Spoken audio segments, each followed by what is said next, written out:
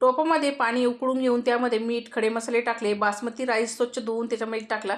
80% शिजून पाण्याच्या बाहेर काढून पंख्याच्या हवेला ठेवला. कढईमध्ये तेल गरम करून त्याच्यामध्ये मिरची, कांदा, तमालपत्र आणि मीठ टाकून कांदा सॉफ्ट करून घेतला चांगला. नंतर त्यामध्ये अद्रक लसूणची पेस्ट, पिकलेला टमाटर बारीक चिरून टाकला. कांदा टमाटर सॉफ्ट करून घेतला. घरगुती मसाला, धना पावडर, गरम मसाला, हळद आणि बिर्याणी मसाला टाकला. मिक्स करून झाकण देऊन मसाला शिजून घेतला.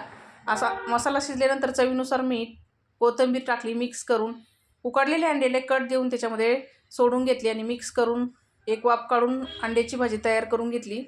इथं जाड बुडाची कढई घेतली. त्यामध्ये राईस टाकून घेतला. वरतून अंड्याची ग्रेव्ही टाकली. परत राईस टाकला आणि वरतून अंडे ठेवून घेतले आणि झाकण देऊन 15 ते 20 मिनटं स्लो गॅसवरती दम देऊन घेतला.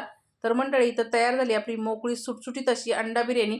तुम्ही कशी बनवता ती कमेंटमध्ये नक्कीच सांगा. या बिर्याणी खायला धन्यवाद.